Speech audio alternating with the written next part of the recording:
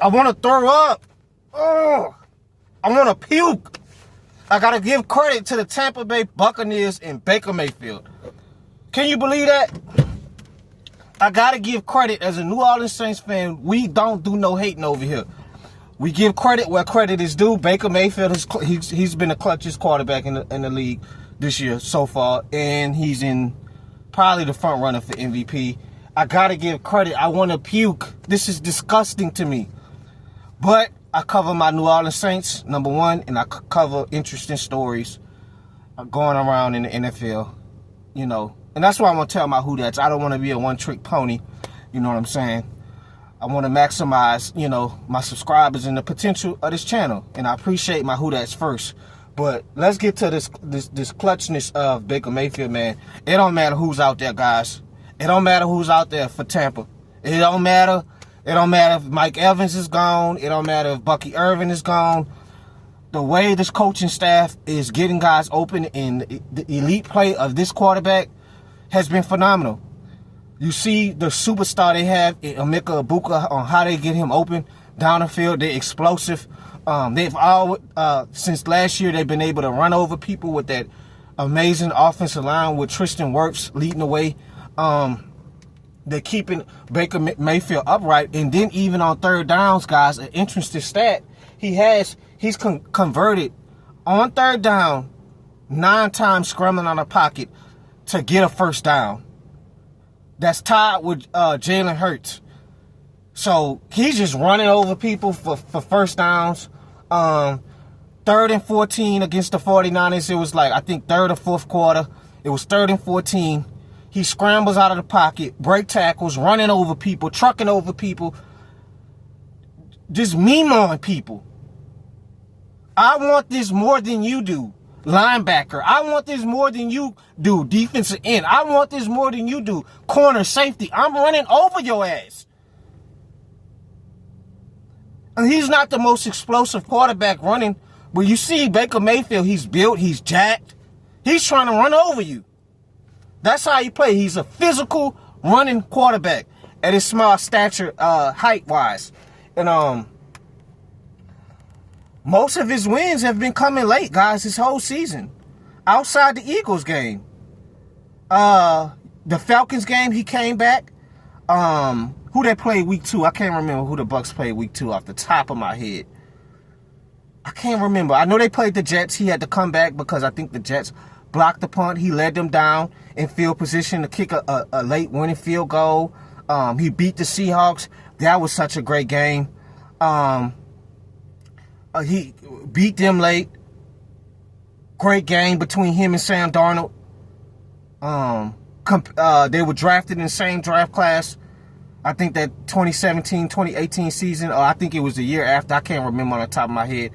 But, yeah, guys, it's like this kid, it don't matter who they have out there, man. It's just the way they're getting these people open and clutching up in the 4th quarter with the offense, being able to produce high efficient plays late in games. He's the clear-cut MVP. All you got to do is ride him to the rest of the season. Don't screw up anything. You're going to walk away with this MVP. Tampa Bay defense, they give up plays here and there this season, but when it's time for them to dig deep in the 4th quarter, they do. When it's time for them to get off the field, that's who they play week 2, the Houston Texans. Houston Texans. And they dig deep and got off that field when they needed them to be. And then even in that game, Baker Mayfield clutched up and made some plays, running over people, talking crap to C.J. Gardner-Johnson. Yeah, I'm here. I'm here.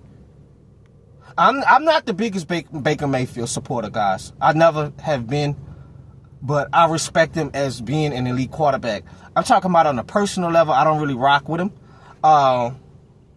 I do think he's a fierce competitor, but he's just one of them people I don't like.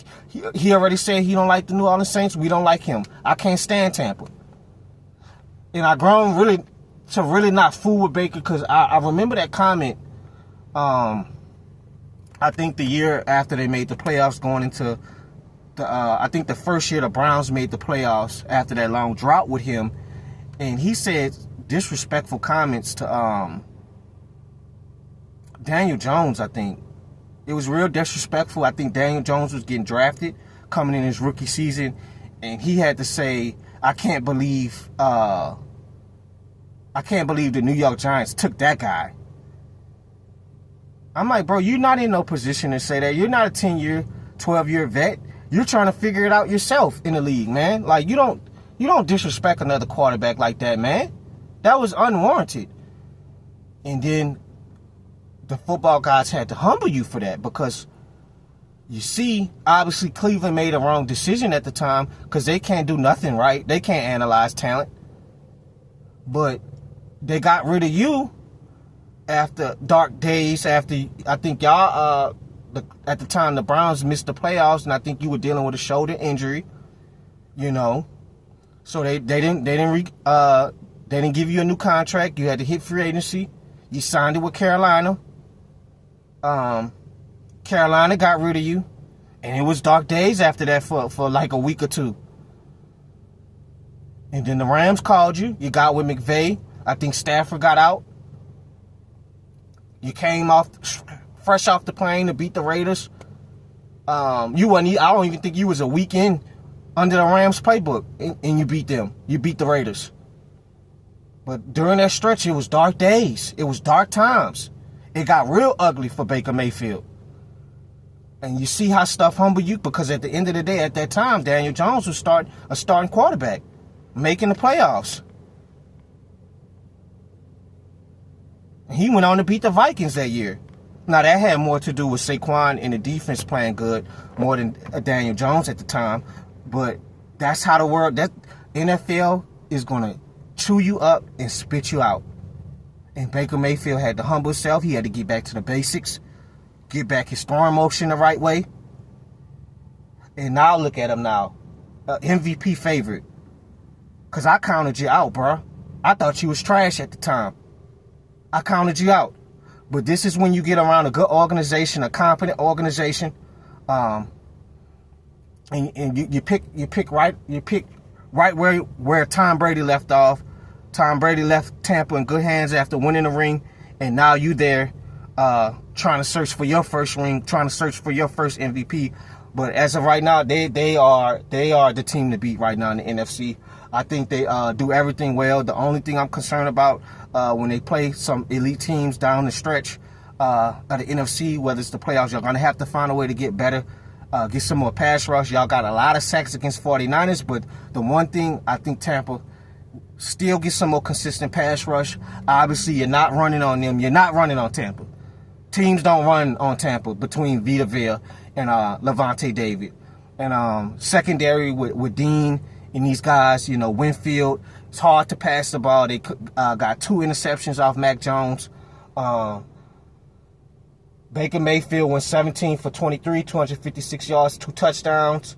On the season, he's 1,539 yards, 12 touchdowns, 1 interception, and 108.5 rating.